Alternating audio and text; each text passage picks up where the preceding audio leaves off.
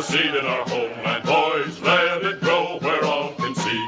Feed it with our devotion, boys. Call it the Liberty Tree. It's a tall old tree and a strong old tree. And we are the sons, yes, we are the sons of liberty.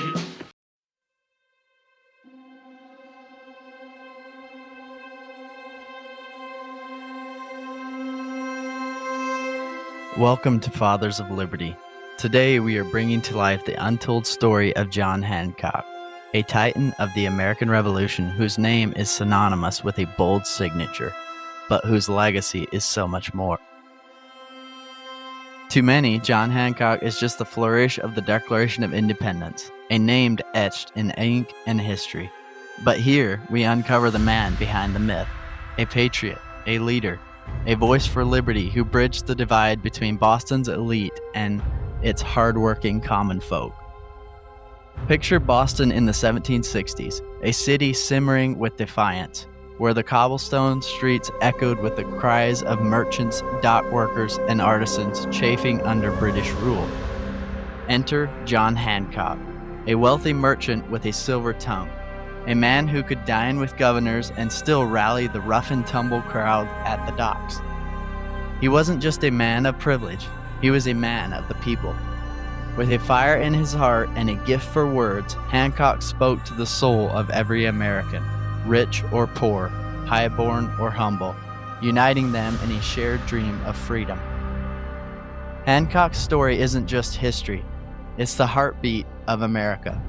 He stood tall against tyranny, risked his fortune for the cause, and inspired a revolution that changed the world. From the smoky taverns of Boston to the halls of the Continental Congress, he crossed societal lines, forging a nation from the raw spirit of its people. This is King Hancock, an episode that celebrates the man who dared to dream of liberty and gave everything to make it real. So to every American man listening, take pride in this heritage. John Hancock's story is your story, a reminder that one voice, bold and true, can ignite a revolution. Join us as we dive into the life, the passion, and the unbreakable spirit of John Hancock, the king of American defiance. Let's honor our past and inspire our future. Welcome to Fathers of Liberty.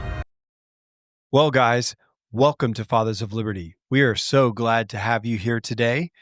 We hope that you were encouraged by that cold open we had of that introduction with John Hancock. How incredible that man was, and what an inspiring story to hear about. And we're going to step into that a little bit today. I got my co-host here, Rashawn. You want to say hi? Yeah. Hey, guys. Good to be back. Yeah, I do have to confess something, Rashawn. What's that? I did not mention your name one time in the July 4th episode. Will you forgive me, man? Yeah, I forgive you. I'm sorry about that. That's all good.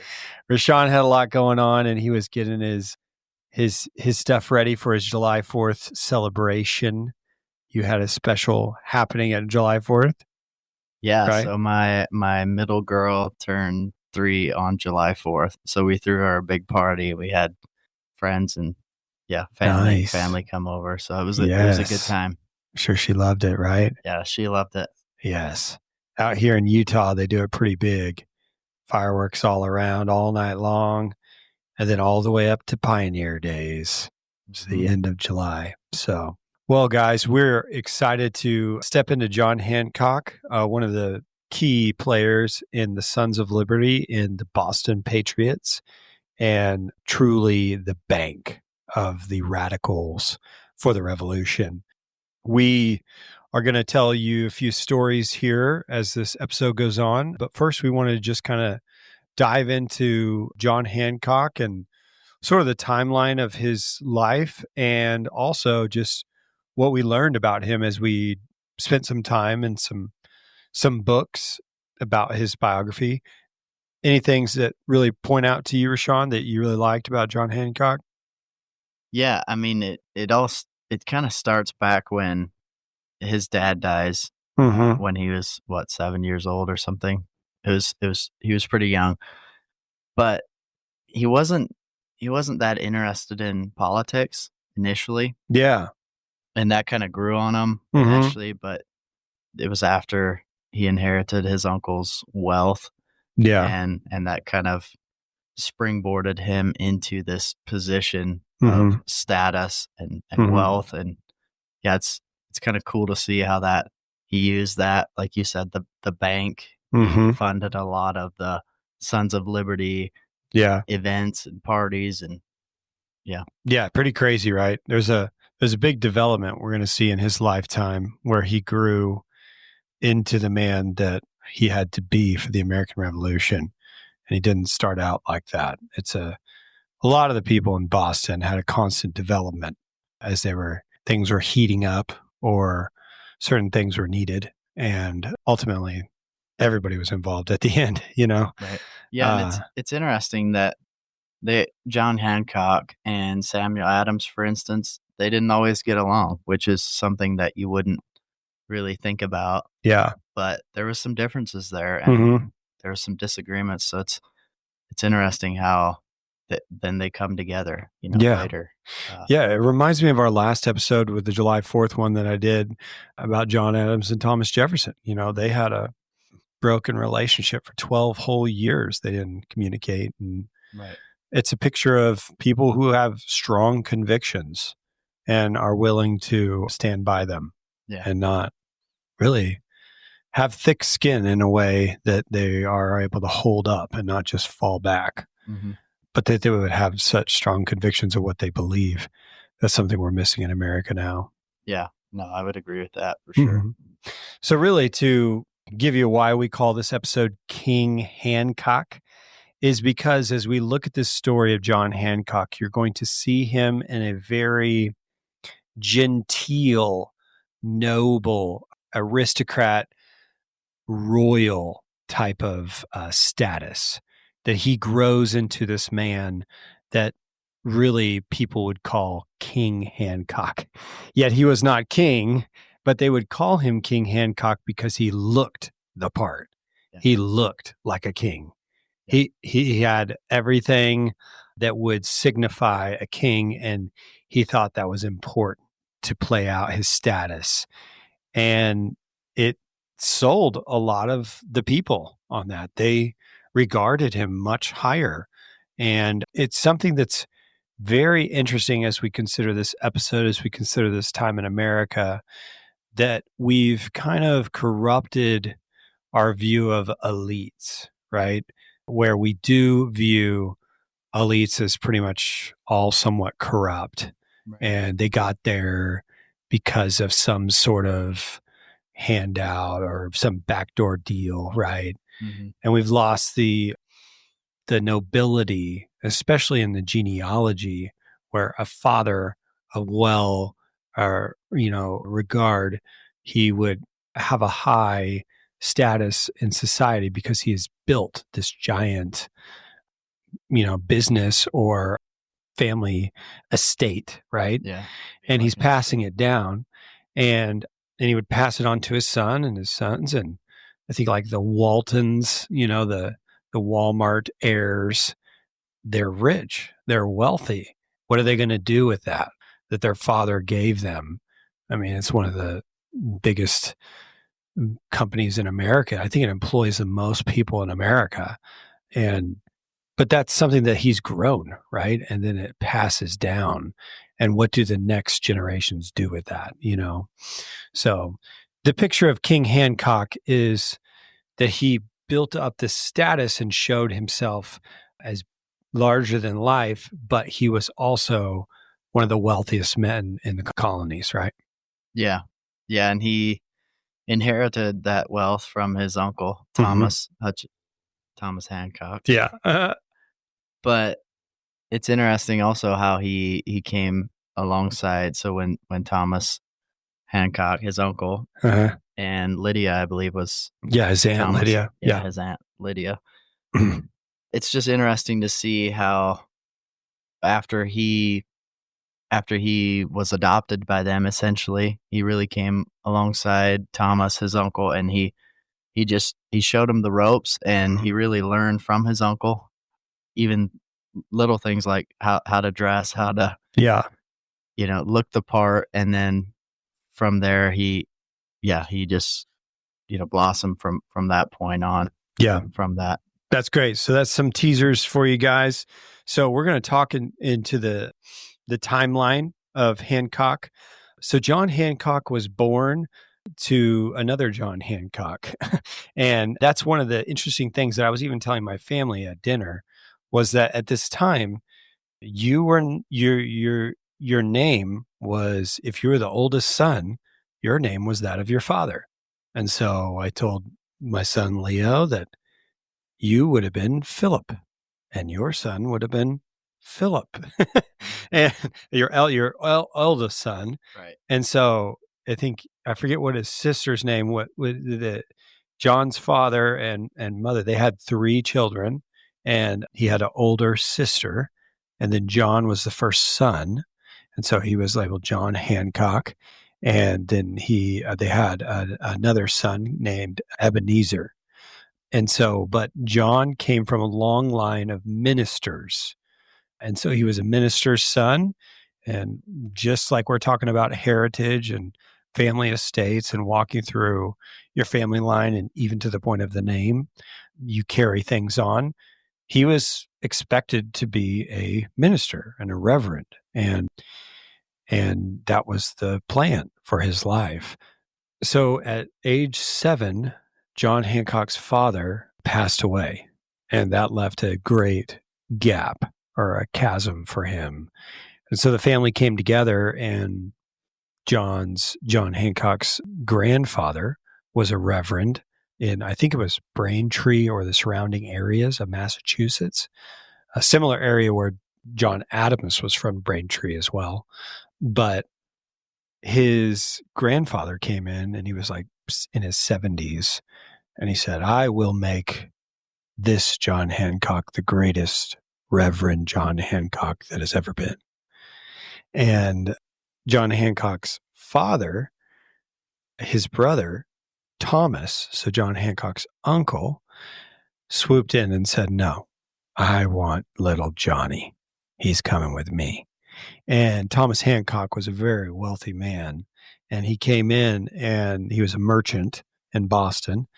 And he took John Hancock and brought him to Boston to live the high life with Thomas Hancock and his wife, Lydia. It's a very interesting story, right? Yeah, it is. And they didn't have any children, too, which is interesting. So he wanted his nephew, Johnny, to come live with them. Yeah. And obviously he had the time to spend with him and really invest time into being his apprentice. And there must have been a loyalty as well to his brother, right? Because this is he eventually employs Ebenezer as well. And John's older sister gets married and things like that. And so the family gets taken care of. But you would think at this time, yes, for the name Hancock, you want to help your family out. And so when your brother dies, he feels a stake in it as well. Plus, for him, is massive wealth he's accruing and estate that he wants to pass it off to someone he trusts, and he wants to pass it on to his own kin, right? So John just happens to be in the right place at the right time, and sad through tragedy. But yeah, that was the fight versus the uncle versus the grandfather. And so he moves to Boston, and he sees things. It's very lavish compared to where he was from, and just is sort of a shock to him at first, but he loves it. He loves every bit of it. And then he eventually goes to Harvard, and is one of the few very exceptional kids at Harvard at this beginning years of Harvard. And Harvard was incredible school at that time. Sam Adams was going there as well. John Adams was going there as well. And so, but in the school at this time, the president of the school decided to change up Harvard a little bit and make it even more astute and to stand out amidst all the other colleges. These were all Christian colleges, obviously, at this time, run by ministers or reverends of some sort. And they were spitting out reverends. That was the the best status you could be would be a reverend or a minister, as a growing colonies with need of churches, right? And so Harvard decided to add in rhetoric as a main part of their course. And they added in rhetoric, and they added in Socratic methods and different philosophical learning and teaching, and really challenging their students to be able to winsomely engage others with a pen and with their mouth. And so it's pretty special, because they didn't know that they were building our founding fathers, and in a very exceptional way. But how crazy that's what Harvard was, right? Yeah. Compared to what it is now. Things have right? changed a lot. Things have changed a lot, right? Yeah. Yeah. So in Harvard, John Hancock experienced, so there was also a status level that you would have at Harvard, where you would be, a certain tier from the top that would give you a first seat, or first in line for food, or fifth in line for food, or fifth best choice in bed, or whatever that would be. And he was fifth on the status of, I forget how many it was, but like 60 or something like that. But you would get really brought down if you did anything, bad that was intolerable. And so I think there was one time where he got drunk with a friend, and Boston was a drinking town, and it brought him down a few notches and brought a little bit of shame on him and his family. But he was able to move back up in the ranks. But yeah, after that, Thomas Hancock really wanted to get John into the business as quick as possible. And so he started him with an apprenticeship. As soon as he got his Harvard graduate and got through that, he started his apprenticeship with Thomas Hancock, and really was learning the business. But it wasn't exactly what he learned at Harvard. It was dealing with the books and dealing with the margins. And something I learned throughout this is knowing John Hancock is also understanding who Thomas Hancock was. Because Thomas Hancock was what John Hancock became, Yeah. And so Thomas Hancock was a poor man. He wasn't very rich. And then at this time, there was a lot of the printing press and a lot of things happening, and people were wanting to read. And so they started just printing stacks of papers, and they would just hand out, people would buy these stacks of papers for books. They didn't know how to bind them yet, and they started doing that. And so it was a very new thing. And so Thomas Hancock really saw that bookbinding was where it was at. And so he really got into bookbinding. And next thing you know, he had 3,000 orders for book binds. And so he built that business from the ground up after his apprenticeship with a bookbinder, I think for like 3 years or something like that. And then he built that. And then there wasn't much proper currency at this time or any banks out there. And so there was a lot of bartering that was going on, and people wanted books, but they didn't have money to give for pounds. They had this, they had that. And so Thomas Hancock started accruing all these random goods that people would barter. And he started to realize, I have enough to supply an entire general store of just goods. And so he did that, and he would never turn down a deal. And so he took one thing for another and another thing for another, and eventually grew, and then was a merchant with ships and doing all sorts of things. And really at this time, I think it was the average wage of an American was a good hardworking American was like £100 a year or something like that.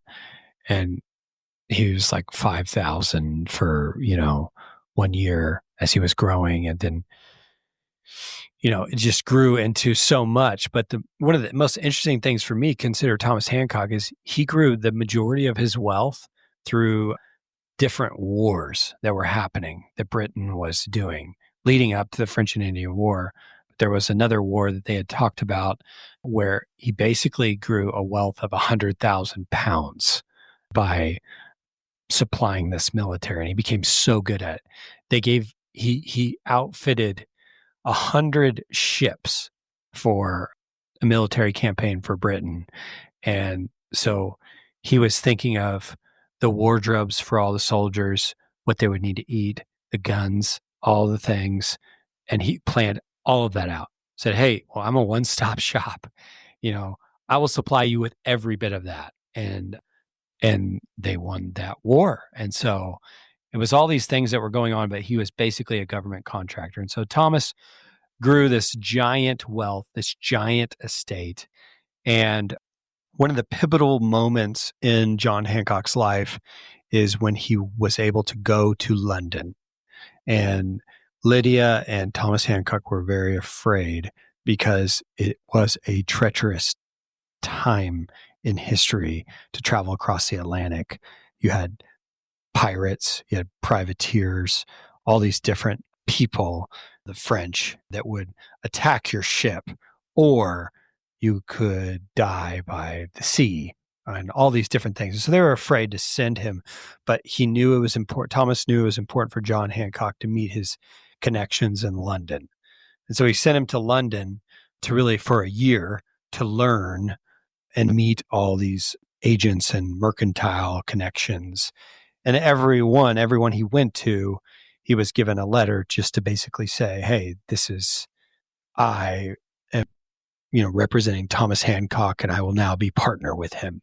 And so here I am, do the deals with me and consolidate debts and pay us what you owe us. And then he would pay another person that they owed a debt to. And so, but it was a year of really him just being thrown into London.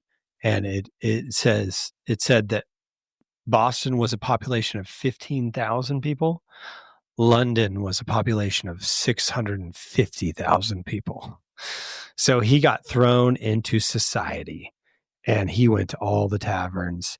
He did all the big glam, and that's where he really grew his fashion style. He was a man of fashion. And one of the things that impacted me was reading that he knew he wasn't as competent as Thomas was as far as negotiation and his status and everything. But what he saw was that he could dress the part. He would dress to impress. And he found that would make him show his competence to other people, even if he didn't have it. And so I thought that was a pretty interesting thing. Did you hear that at all in your reading? Yeah. What's interesting, I read a story about how, Thomas Hancock had extended credit to these mercantiles or whoever John Hancock was dealing with in London. And there was an altercation where they didn't trust John Hancock, and John Hancock, argued against them, basically saying, I'm Thomas Hancock's nephew. He's extended credit. I want to pay off some of his previous debt or whatever it was. And they didn't do it. They refused him. And he wrote a letter to his uncle. And his uncle obviously trusted his nephew. So that very same day, he cut ties with that banker or whoever that was. He was like, you're done. You're not extending credit to my nephew. That's it. Yeah. Which is kind of cool to see just and how close they were. Yeah. And Boston was a big deal to London.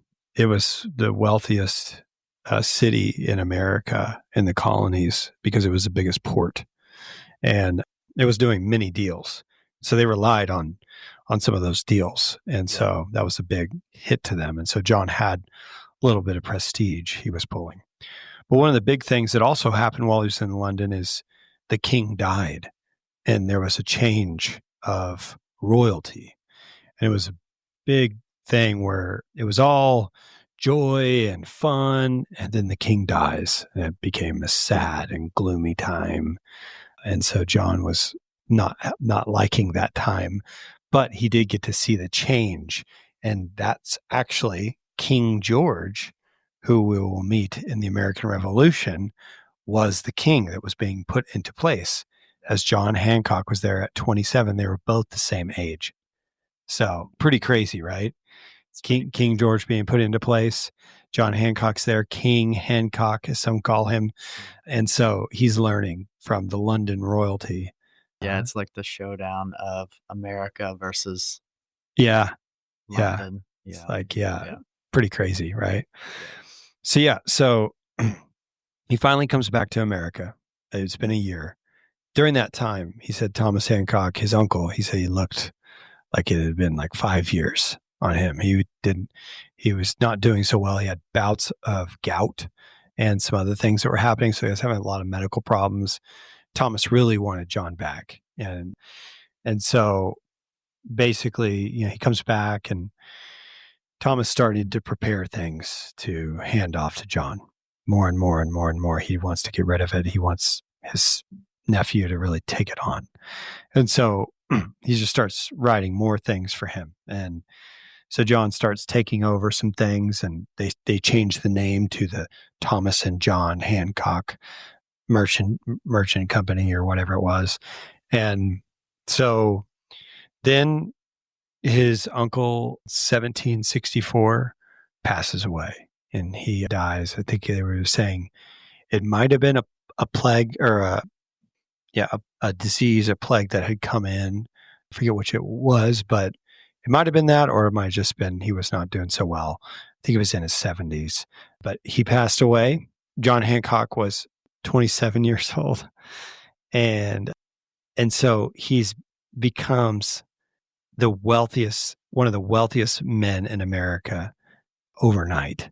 And Thomas Hancock basically gives John Hancock all the business ventures, he has a wharf named after him. He has many ships, many stores. I think it was 20,000 acres around Boston that he had consolidated through different times. He was always willing to make a deal. So when things were down, he bought, and he would send his ships to London.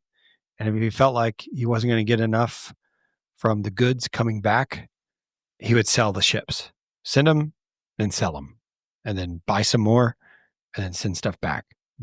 He was always just doing whatever he would, and John followed in those footsteps as well. But so John is given this transfer of power, and Lydia is given the Beacon Hill mansion, which that is a crucial piece of the story we didn't really talk about, as this beautiful mansion that Thomas Hancock builds off Boston Common, which is their like central park of the city.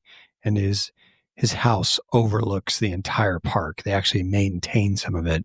They have some like exotic animals and exotic flowers. And what'd you think about hearing about that house? Was that a pretty cool thing to hear about? Yeah, it's a really cool house. One thing I was mentioning earlier is this house was made of stone, and a lot of these houses in Boston were made of, either brick or wood at the time. So this was a unique house that he had built. And like you said, it's really cool. It overlooked Boston Common, and yeah, it's a cool property. Yeah, incredible.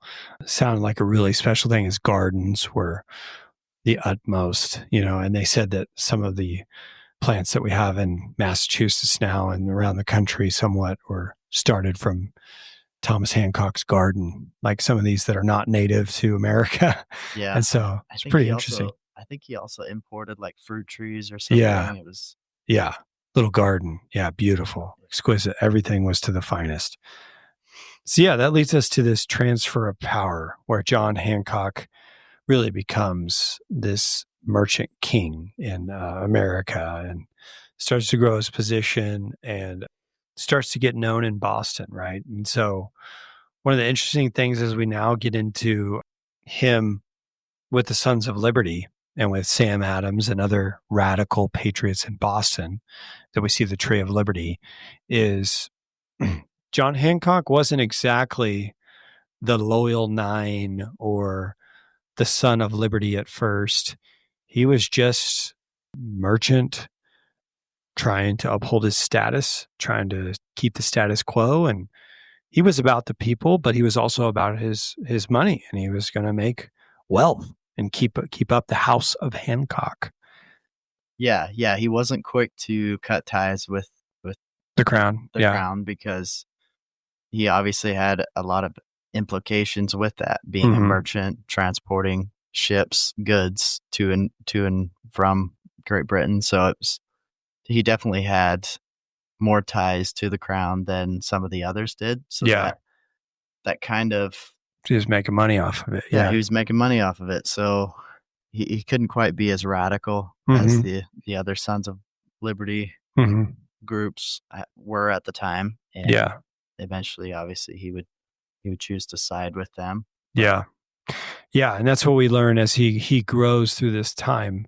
Sam Adams starts realizing, hey, this John Hancock, he can be very helpful to us. And he really learned from the Tree of Liberty incident that, the mob can be used to take down any of these elites in Boston, and I might be one of them, So he starts trying to figure out what side he's going to, be with. And he's a Bostonian, and he's doing business with everybody in Boston just as much as he's doing with the crown. Yeah. And he has all these people employed. They said that at any time, John Hancock employed, and it was actually Thomas Hancock, but John Hancock too, employed around 1,000 people a day. And at this time, Boston was only 15,000 people. So you think about that, that's 15,000 population. So think about men, women, and children involved in that. Maybe 5,000 men, right? Yeah. So a fifth of Boston is employed by this man. And so it's a crucial piece of the puzzle of Boston, right? Yeah. That's like Jeff Bezos or Elon Musk nowadays. Yeah.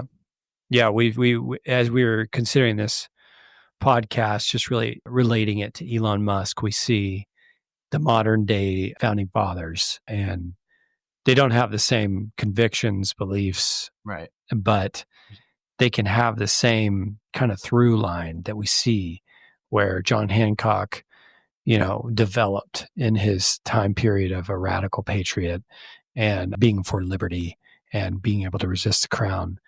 We see that with Elon Musk. He developed over Trump's recent presidency, up and down, even to this day.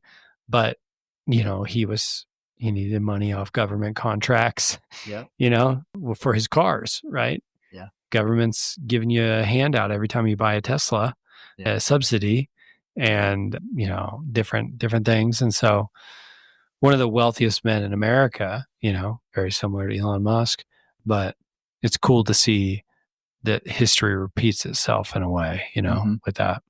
For sure. But yeah, another thing with the timeline. So his uncle dies 1764, and then he obviously gets this transfer of wealth from his uncle. Yeah. He gets the estate, and then 1765 comes along, and that's when the Stamp Act was passed. So it's really when the Sons of Liberty kind of took off. And it's just interesting to see how soon after he got the estate and got all this wealth, how quickly things turned, and he had to figure out, okay, I'm kind of in between here. I make my money from the people, from the crown, the people, and the people. Yeah. Well, from the crown, and then employ a lot of Boston. And so he was in a unique position in that time period to really. Yeah, and Boston's a lot closer to me than the crown, right? Yeah, it is who I am, right? And they're his brothers, and in a sense, they're his people. Yeah, and he becomes a man of the people. Yeah, right. And that's a story that we were going to read you was about a shoemaker who comes in, and it's a beautiful picture of John Hancock's gentleman's status and his nobility, that he would invite even the lowest people into his home on a New Year's Day to wish him a good year and to give him a tip and glass of wine and to cheers and a toast for his good health and a toast for his good good business venture this year. And so he was a very kind man and wanted to be known even by the lowest orders. And we talked about that in our men's club episode, right? Yeah. Where Green Dragon Tavern and all these different societies. And so he also became, elected as moderator of the town meetings. This was a very high, prestigious honor to be the moderator or the leader of these town meetings. And it said that he actually was a part of 30 different committees at this time. And so he was leading in a lot of things. He had led a business, he transferred that, was able to do good. So he's starting to get picked for a lot of things. Sam Adams is seeing, this guy's very competent. He's young, he's ready to go, and he's learning, and he's very, I can teach him a lot. And so, and he's a sponge, he's taking it in. So John Hancock really starts being positioned in a lot of these places where with his wealth, with his status, it fits well for him to lead and to be the icon, if you will, of the people. And so he starts really becoming that. And that ultimately intertwines him into all this debacle with the crown and with the taxes. And he's directly involved in a lot of it. And so he will play the part that he needs to play as maybe smuggler or as a loyal to the crown to follow the laws as much as he has to, then to also be a patriot in Boston, to pull the lever here to try to say, no, we don't want to comply. Yeah. And so he's always, just like Thomas Hancock, always looking for a deal, right? Mm-hmm. And so he starts really put in these places of prominence. And like we saw in the men's club episode, he connects with these gangs and he becomes a man of the people. And so the people are for him. And so that's where we really hear our next story, which is the Liberty Affair. And it's a really compelling story, exciting to hear a story. And so we're going to step into that story now. We hope you enjoy it. Despite the new tax and snooping tidesmen, the House of Hancock continued its trade, especially in wine. Madeira was a favorite of Hancock. The fortified wine came from an island off the coast of Africa under Portuguese control. It was typically only available to the elite, unless they gifted gallons of it for a celebration. Because it was subject to significantly higher duties than wine from England, thanks to the Sugar Act. Unfazed by the steep price, Hancock ordered the wine to stock in his stores and sell to local taverns. He also wanted some for his own table, which should be superior to the others. I pray they may be the very best. He was exacting, mentioning the desired quality of the wine 5 times in one letter and requesting that his be marked with a special symbol so he could identify them. I don't stand at any price. Let it be good. I like a rich wine, he ordered. On the night of Monday, May 9th, one of his ships returning from Madeira, Liberty, docked at Hancock's wharf. Hancock reported to the customs official that he had 25 casks of Madeira on board. Tidesman Thomas Kirk and another official accepted that number, and the merchant paid the duties on it. Except, Liberty likely held more than 25 casks of wine. Such a small amount would fill less than half his ship's capacity, and it made little business sense to sail across the Atlantic without a full vessel. Hancock was too experienced to do that. Suspicious, customs commissioners questioned the 2 tidesmen the next day, and they confirmed that everything had been on the level, even though one official reported that he overheard Hancock claiming that he would run her cargo of wines on shore. Kirk and his partner maintained that no goods had been illegally unloaded. Despite that, customs officers were convinced that Hancock was smuggling goods. It was commonly reported that he had much larger quantity on board, claimed customs official Benjamin Hollowell. Primed for a fight after Hancock had embarrassed Richards and Jackson 2 months earlier when he kicked them off Lydia, customs officials wanted to make an example of him. They had a stroke of good luck in early June when the tidesman, Thomas Kirk, changed his story. The reason for his altered testimony, Kirk claimed, was because he had previously feared Hancock's captain, John Marshall. Since the captain had recently died, Kirk now felt comfortable telling the true account of the Liberty. It was not only to set the record straight. There was a big incentive for him to implicate Hancock. The value of any seized good goods would be split 3 ways between the informant, Kirk, the governor, Bernard, and the crown. Kirk spun quite a tale. He now claimed that the evening he went to check on Liberty, Captain Marshall asked him to consent to the hoisting out several casks of wine before duties were declared. Kirk refused. With the help of 5 or 6 men, Marshall then grabbed Kirk and forced him below deck, shoved him into a cabin, and nailed the top down. The tidesman managed to break through a door, was discovered again, and was locked back in the cabin. Above his wooden hovel, Kirk allegedly heard the voices of several men and the unmistakable sound of hoisting out goods and the noise of the tackles. For 3 hours this continued. Once it was silent, the door opened and Captain Marshall filled the doorway. He threatened that if Kirk breathed a word about how he was treated or what he heard, he and his property would be harmed. This story was the work of an imaginative mind. The tall tale's details were no doubt influenced by the testimony of Owen Richards about his treatment on board Lydia, as they bore similarities. But it did what was needed. It incriminated Hancock. With Kirk's revised deposition in hand, 2 customs commissioners, Benjamin Hallowell and Joseph Harrison, walked toward Hancock's wharf, resolute in purpose. They intended to seize his vessel and had convenient charge to pin on the merchant. The failure to load goods without a permit, a violation of law. Typically, this rule went unenforced in Boston because nearly every ship would have otherwise been seized. Merchants usually loaded their goods first, then sought the necessary clearance. Liberty had laid idle at Hancock's wharf through May while it was packed with new cargo for London, including tar and whale oil. The customs officers were ready to get Hancock on a rarely used technicality, and they had Kirk's story as further proof of the House of Hancock's wrongdoing. Rumors that Hancock's ship was going to be seized provoked the people who had collected at the shore. Little else but a hint of wrongdoing by a customs officer was needed for a crowd to gather in Boston at this time, especially in defense of Hancock. One Crown official claimed that the merchant had always a mob at command. While this was an exaggeration, Hancock had worked the past couple years to ensure that the lower orders did not turn against him. On this day, there would be violence, but Hancock had nothing to fear.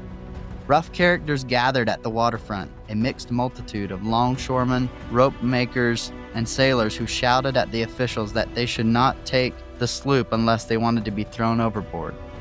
Joseph Warren, Hancock's fellow mason, warned Hallowell that towing Hancock's ship would cause a great uproar. Despite the threats, the 2 men continued their work, with Harrison branding the main mast with the King's mark. Liberty was hauled to the British warship Romney, while the townspeople swore revenge, grabbing stones and pelting the seamen and officers. Romney was being targeted for more than its connection to Hancock's ship. A few days earlier, on June 5th, Romney's captain sent press gangs into Boston to force men to serve in the British Navy. For decades, the Royal Navy had a dearth of men. Desertion, death, and illness contributed to the shortage, and they forcibly entered men in service. In 1747, Bostonians rioted for 2 days to protest impressment, a practice sailors thought was a flagrant example of excessive and arbitrary power. Despite such violence, the Navy had recently grown more desperate for manpower because of losses in the French and Indian War and returned to impressing men. Romney had become a symbol of the abuses of the British Empire, and with Hancock's ship now tethered to it, townspeople were ready to erupt. The sun had not set yet when Harrison and Hallowell saw the danger they were in. Men grabbed clubs, stones, and brickbats and surrounded Harrison, who was repeatedly struck with rocks and sticks. One thug landed such a blow that the customs official staggered back. A sympathetic stranger pointed Harrison to an alley where he could flee. He made it into the house of a friend. Had Harrison headed home, he would have seen his residence windows broken. The mob's behavior was growing more outrageous as they increased in numbers. Men pummeled Hallowell, throwing objects at him until he was knocked down and left on the ground covered with blood. He suffered several whacks to the head, including one of a dangerous nature that later confined him to bed. When he did make it home, it was hardly a restorative convalescence. The mob resorted to familiar behavior by shattering some of his windows and trying to forcibly enter the house. Harrison's son, who was not a customs officer but had helped in the seizure of Hancock's ship, was also overrun. Grabbing him by his hair, the mob dragged him through the streets, all the while hitting him with sticks and throwing dirt on him.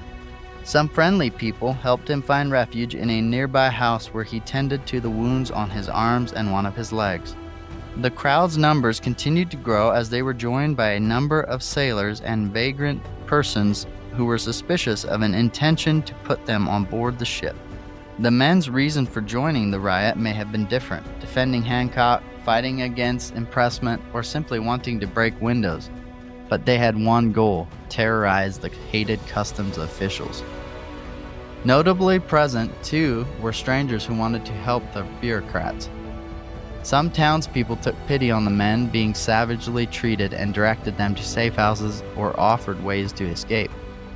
Not everyone wanted Crown officials to be publicly assaulted or to have such chaos in the streets. Some colonists thought the new taxes were odious, but they opposed the violent and terrifying actions to protest them. Any townsperson who had been in Boston 3 years earlier could flash back to the fear and uncertainty of the Stamp Act riots and just want peace. People's political belief rarely fit in tidy categories, especially during a time of insecurity. Despite the challenges of labeling people within a static group, historians have attempted to quantify colonists' loyalties. They estimated that about 20% of the population were loyal to the Crown, or at least supported British control of the colonies. But they were not a unified group with the same ideological reasons for siding with the Empire. In the 1770s, they began to be referred to as Loyalists. Opposing them were about 40% of the population, who became rebel patriots. The rest were apathetic or uncommitted to a political side and were referred to as the disaffected. Such wavering men and women were not flaky or indecisive. They were not happy with either side and mostly wanted to be left alone. Being on the wrong political side at this time was minimally punished with threats from your neighbors and more severely punished with harm to one's personal property or body. As a result, they sometimes switched loyalties to ensure personal safety, or at risk to themselves, like on this day in June, they helped those they felt were being unfairly treated. The bullies continued to the home of John Williams, the Inspector General, who had nothing to do with Liberty's seizure and broke 100 panes and did other damage to the house. Williams's wife bravely came out to tell the crowd her husband was not at home, and they left. Bernard was grateful the mob did not access Williams's alcohol stock cellar because the mischiefs would have been greater and more extensive. The records show that the men found alcohol anyway, which fueled a new level of destruction. They grabbed a large sailboat Harrison had built in an elegant manner. The mob, now numbering between 500 and 1,000 men, hauled his boat out of the harbor and carried it through the streets, with loud huzzahing all the way, and dropped it on Boston Common. There they set the boat on fire. As the boat burned, the mob got some rum and attempted to get more. Terrified customs officers and their families fled to Castle William and planned to remain sequestered until we can receive such protection as will enable us to act in safety in Boston. The security they desired would arrive in a few months, and it would devastate the town. Before it came, though, Boston's denizens could revel in their collective power. They had caused Crown officials and some residents to think twice about crossing Hancock, impressing men into the Royal Navy, and enforcing unfair taxes. Officials also wanted to put Hancock on trial for smuggling. On October 29, 1768, Sewell, the Attorney General who had chosen not to prosecute Hancock in the Lydia case, filed a suit. The charge was for £9,000 sterling, triple the damages of the estimated wine the merchant illegally unloaded in May. Court officials went to Hancock's mansion and arrested him. We do not know if that involved anything more than Hancock turning himself over, but he was given a staggeringly high bail, £3,000, which he prudently paid, not wanting any more violence to erupt. The case against Hancock came down to whether he knew about or helped to illegally unload the cargo. Hancock hired the smart and feisty attorney, John Adams, whom he had known since they were young boys in Braintree. Adams claimed that a ship's owner may be asleep in his bed and not so much as know or dream that anybody is unshipping and landing his wines. Hancock surely knew about his employees' actions and may have directed them many times before, but the Crown's lawyers could not prove it, despite countless witnesses, including one attester who was later convicted of perjury. The trial dragged on for months and bored Adams, who was thoroughly weary and disgusted with the court, before the case was dropped in March 1769. Even though Hancock was not convicted of any wrongdoing related to the riot, his liberty suffered. The vessel would endure an ironic and, in the end, just fate after being repurposed by the British Navy, which had outfitted her with arms. The ship patrolled the New England coast hoping to find smugglers. The captain of Liberty had exasperated the people of Newport, Rhode Island, with his unnecessary searches and seizures. Newport was a tough town in the same vein as Boston, and they decided to end his imprudent behavior. A mob set fire to the ship. The entire Liberty affair, including the riot and trial, was frequently reported in newspapers and increased Hancock's fame throughout the colonies and across the Atlantic, which would typically pay little mind to a colonial smuggler. Most of the attention in London was negative, but one prisoner in England was glad to learn of Hancock's defiance. John Wilkes was a hero to the radical colonists because he championed the rights of Britons and warned about encroachments on liberty, having recently been jailed for libel. He offered sympathy to Hancock and claimed that the merchant's persecution was because of his own zeal to the cause of his country, which our common enemies desire to punish when they cannot suppress it. In later months, Wilkes again singled out Hancock and sent his respects. Customs official Harrison told the former Prime Minister of Great Britain that Hancock is the idol of the mob, just as Mr. Wilkes is in England.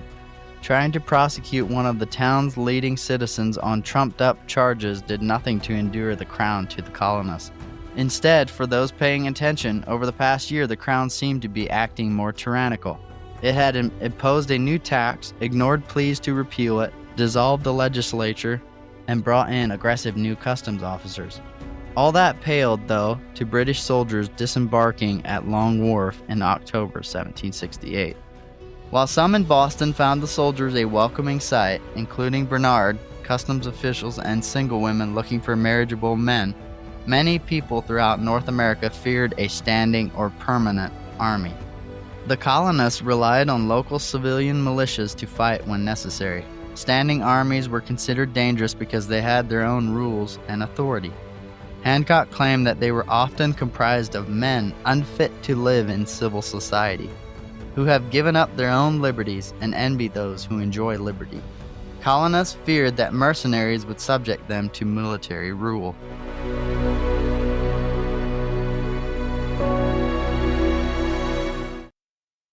Man, what a story. I love that. The Liberty Affair and how they tried to capture liberty. What were they thinking? Bad idea, man. And the mob was all for John Hancock. They were rabble rousers, and it's almost like he didn't even incite them, but they really wanted to give him proper justice because they saw the enemy and the threat as the British Crown and these customs officials, and it's pretty powerful. Yeah, it's cool to see he had a following that they wanted justice, like you said. They took his ship, so now we take one of yours. We're gonna. Yeah. And I don't know if it said it in this story, but I heard as I was researching that when he comes to the ship to try to tell the customs official, he catches the custom agent on his ship when he's not supposed to be. He comes with Cato, his one of his slaves, and this guy is like big dude. Like they said that he's never seen in public except for this one time. And I just kind of like picture him like holding the customs official up, like over the side of the ship, like, "You're doing what, Mr. Hancock?" And right. and what do you want me to do with him? And so him and Cato had a pretty close relationship too. Whenever he came back from London, he brought him like a really cool hat and some other stuff. And so they had a pretty cool relationship. Yeah, but they definitely had a friendship. Yeah. I remember hearing, I think he wrote him some letters too Yeah. from London. And and Thomas Hancock, even on his death, gave him freedom Mhm. after like 3 years or something of good standing and, doing good. Right. He had to be honorable to Honorable. Lydia. Yeah. But man, that Liberty Affair story is just to give you another picture of really John Hancock had a lot of skin in the game, right? He had his livelihood was on the line. Of course, he's wealthy. Of course, he's got more money than anybody else in Boston. He can handle it if he loses a ship or two. But really what's being threatened is his entire livelihood, like his entire business. Also, Boston's being challenged as a city. He's standing in the way. It's kind of like that Trump quote that says, "They're not after me, they're after you, but I'm just in the way," right? They got to get through me to get to you. And so John Hancock is like that. He's like, hey, they got to attack me to attack you, Yeah, if they get through him, then who's going to fund this revolution, right? Exactly. So really, if they would have done that and succeeded, that really could have killed the movement. Yes, So if John Hancock would have complied. Yeah. He would have said, okay, fine, Crown. I don't want to lose my money. I'm going to sit back here. And it's just crazy to think about God's providence and all these things, because he had providence with George Washington, providence with Sam Adams, and this with John Hancock. It's like that he became who he was out of nowhere, right? Pretty amazing. Yeah, he's young. Yeah, that was really cool. And it's also just a matter of principle. If you take one of my ships, what else are you going to try to take? Exactly. That's where liberty was being formed. Yeah. That's where we're attentive to our liberties. We want to be attentive to our liberties now. What do they take from us now? What's the liberty ship that they take from us now, right? Yeah. That we should not be willing to comply, right? It may be a small thing, but it's the principle that matters. Exactly. And you got to know liberty to know the principle. Yeah. Right. You got to be educated. Right. So, okay, guys. Well, we hope that was encouraging for you. We're going to leave you guys on this episode with one of the most powerful speeches of John Hancock's life. It happens after the Boston Tea Party, as they're commemorating the 4th annual remembrance of the Boston Massacre. Sam Adams positions John Hancock to give this speech. And John Hancock gets up in front of the old South Church building and gets up in his scarlet robe with his royal look, and he gives this speech. And it is so riveting that even some British officers are taken back, and it becomes a fire that continues to burn for the revolution in this time. So we hope that this speech is encouraging to you and just compels you to hear the words of your forefathers and to not back down, to not cower in the face of tyranny that has all different forms.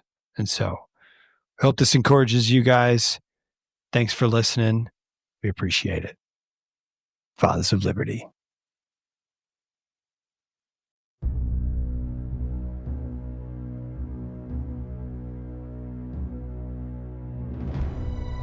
I have always, from my earliest youth, rejoiced in the felicity of my fellow men, and have ever considered it as the indispensable duty of every member of society to promote, as far as in him lies, the prosperity of every individual, but more especially of the community to which he belongs, and also as a faithful subject of the state, to use his utmost endeavors to detect, and having detected, strenuously to oppose every traitorous plot which its enemies may devise for its destruction.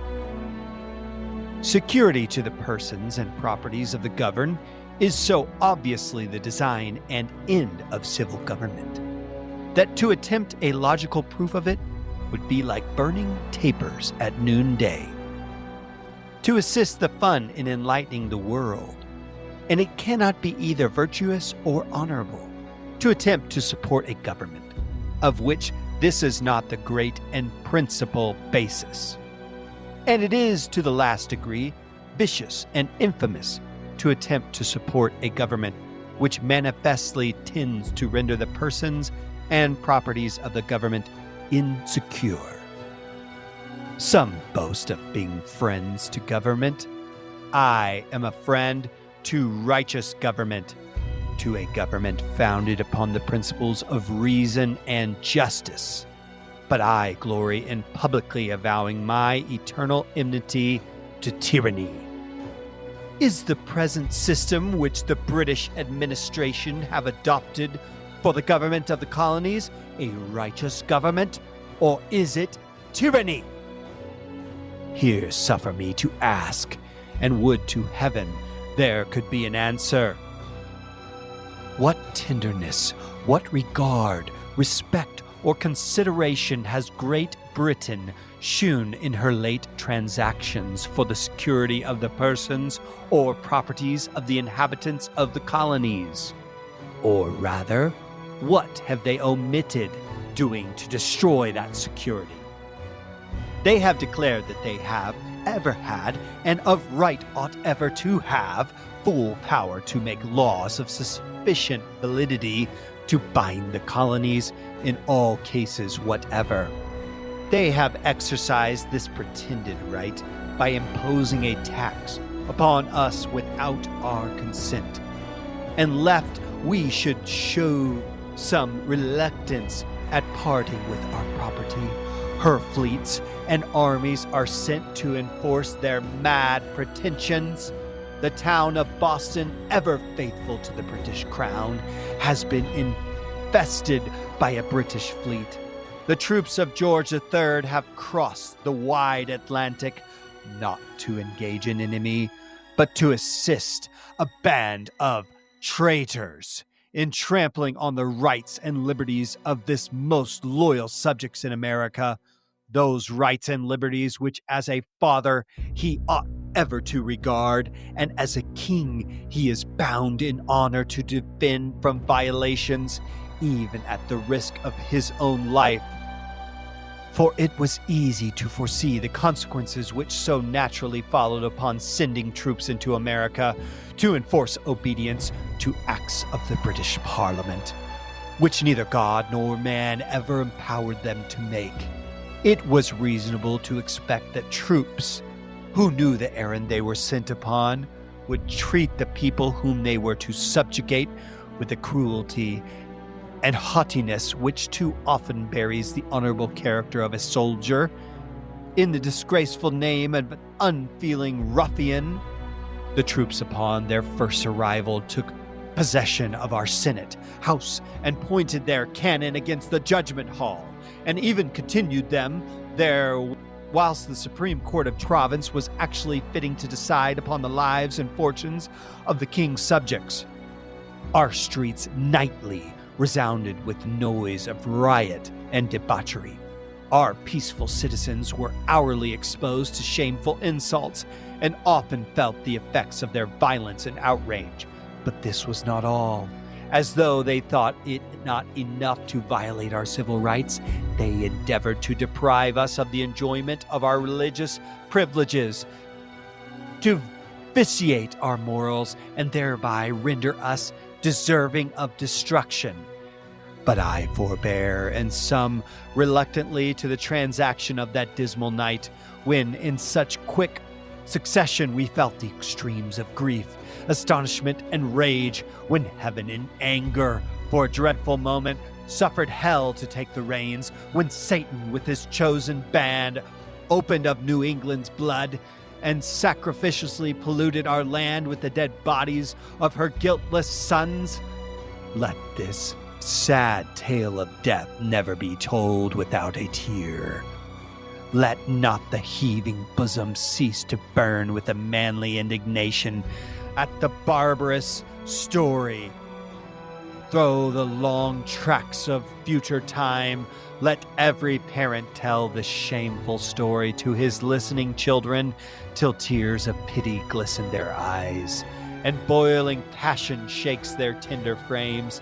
And whilst the anniversary of that ill-fated night is kept a jubilee in the grim court of pandemonium, let all America join in one common prayer to heaven, that the inhuman, unprovoked murders of the 5th of March, 1770, planned by Hillsborough and a knot of treacherous knaves in Boston, and executed by the cruel hand of Preston and his sanguinary coadjutors, may ever stand on history without a parallel. But let not the miscreant host vainly imagine that we feared their arms. No, them we despise. We dread nothing but slavery. Death is the creature of poltron's brains. 'Tis immorality to sacrifice ourselves for the salvation of our country. We fear not death. That gloomy night, that pale-faced moon, and the affrighted stars that hurried through the skies can witness that we fear not death. Our hearts, which at the recollection glow with a rage that 4 revolving years have scarcely taught us to restrain, can witness that we fear not death.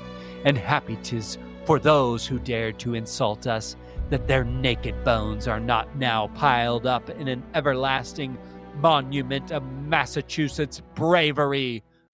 Tell me, ye bloody butchers, ye villains high and low, ye wretches who contrived, as well as you who executed the inhuman deed, do you not feel the goads and stings of conscience guilt pierce through your savage bosoms? Though some of you may think yourselves exalted to a height that bids defiance to the arms of human justice, and others shroud yourselves beneath the mask of hypocrisy and build your hopes of safety on the low arts of cunning, chicanery, and falsehood, yet do you not sometimes feel the gnawings that worm which never dies? Do not be injured. The shades of Maverick, Gray, Caldwell, Attucks, and Carr attend you in the solitary walks. Patriotism is ever united with humanity and compassion. This noble affection, which impels us to sacrifice everything dear, even life itself, to our country, involves in it a common sympathy and tenderness for every citizen. It must ever have a particular feeling for one who suffers in a public cause. Though persuaded of this, I need not add a word to engage your compassion and bounty toward a fellow citizen who with a long protracted anguish falls a victim to the relentless rage of our common enemies. Yet dark designing knaves, ye murderers, patricides, how dare you tread upon the earth which has drank in the blood of slaughtered innocents shed by your wicked hands? How dare you breathe that air which wasted to the ear of heaven the groans of those who fell a sacrifice to your accursed ambition? But if the laboring earth doth not expand her jaws, if the air you breathe is not commissioned to be the minister of death, yet hear it and tremble. The eye of heaven penetrates the darkest chambers of the foul traces, the leading clue through all the labyrinths which your industrious folly has devised. And you, however you may have screened yourselves from human eyes, must be arranged, must lift your hands, red with the blood of those whose death you have procured at the tremendous bar of God. Great expectations were also formed from the artful scheme of allowing the East India Company to export tea to America upon their own account.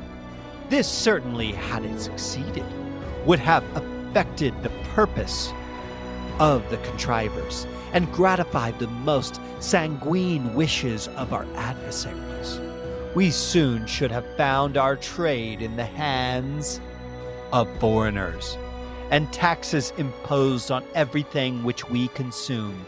Nor would it have been strange if in a few years a company in London should have purchased an exclusive right of trading to America. But their plot was soon discovered. The people soon were aware of the poison with which so much craft and subtlety had been concealed. Loss and disgrace ensued, and perhaps this long concerted masterpiece of policy may issue in the total disuse of tea in this country, which will eventually be the saving of the lives and the estates of thousands. Yet while we rejoice that the adversary has not hitherto prevailed against us, let us by no means put off the harness. Therefore, let us also be ready to take the field whenever danger calls. Let us be united and strengthen the hands of each other by promoting a general union among us. Much has been done by the committees of correspondence for this and the other towns of this province towards uniting the inhabitants. Let them still go on and prosper. Much has been done by the committees of correspondence for the houses of assembly in this and our own sister colonies for uniting the inhabitants of the whole continent for the security of their common interest. May success ever attend their generous endeavors, but permit me here to suggest a general congress of deputies from the several houses of assembly on the continent as the most effectual method of establishing such a union as the present posture of our affairs requires. At such a Congress, a firm foundation may be laid for the security of our rights and liberties.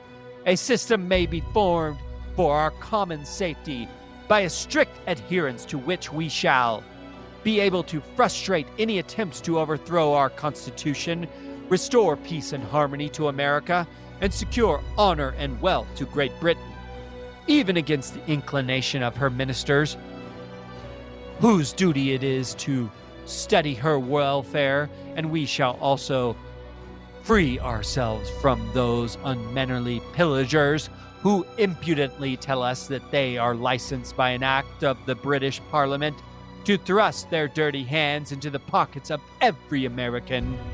But I trust the happy time will come when, with the bosom of destruction, these noxious vermin will be swept forever from the streets of Boston. Surely you never will tamely suffer this country to be a den of thieves. Remember, my friends, from whom you sprang. Let not a meanness of spirit, unknown to those whom you boast of as your fathers, excite a thought to the dishonor of your mothers. I conjure you by all that is dear, by all that is honorable, by all that is sacred, not only that ye pray, but that you act, that if necessary ye fight and even die for the prosperity of your Jerusalem. Break in asunder with noble disdain the bonds with which the Philistines have bound you. Suffer not yourselves to be betrayed by the soft arts of luxury and effeminacy into the pit digged for your destruction. Despite the glare of wealth, that people who pay greater respect to a wealthy villain than to an honest, upright man in poverty almost deserve to be enslaved. They plainly shew that wealth, however it may be acquired, is in their esteem to be preferred to virtue. But I thank God that America abounds in men who are superior to all temptation, whom nothing can divert from a steady pursuit of the interest of their country, who are at once its ornament and safeguard.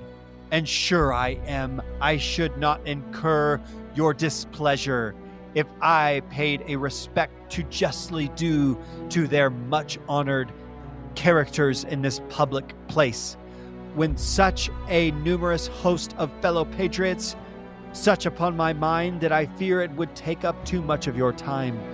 But your grateful hearts will point you to the men, and their revered names in all succeeding times shall grace the annals of America. From them let us, my friends, take example, and feel each for himself the godlike pleasure of diffusing happiness on all around us, of delivering their oppressed from the iron grasp of tyranny, of changing the complaints and bitter moans of wretched slaves into those cheerful songs which freedom and contentment must inspire. There is a heartfelt satisfaction in reflecting on our exertions for the public weal, which all the sufferings an enraged tyrant can inflict will never take away. I have the most animating confidence that the present noble struggle for liberty will terminate gloriously for America.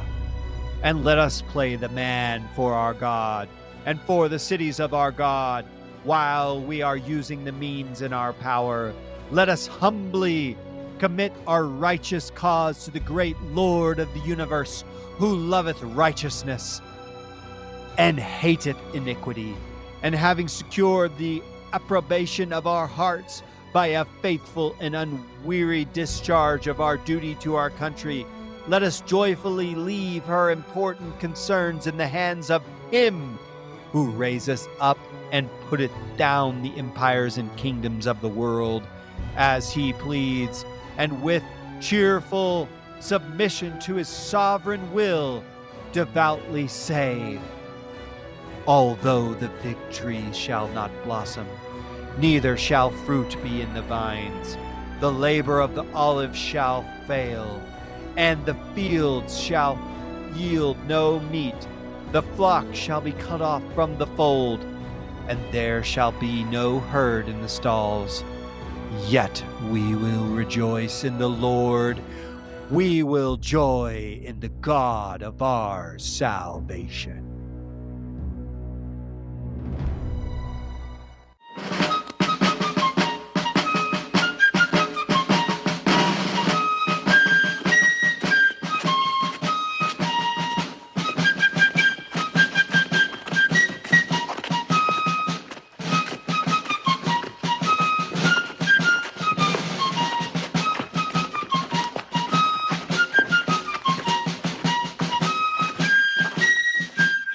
The seed in our homeland, boys, let it grow where all can see. Feed it with our devotion, boys, call it the Liberty Tree. It's a tall old tree and a strong old tree.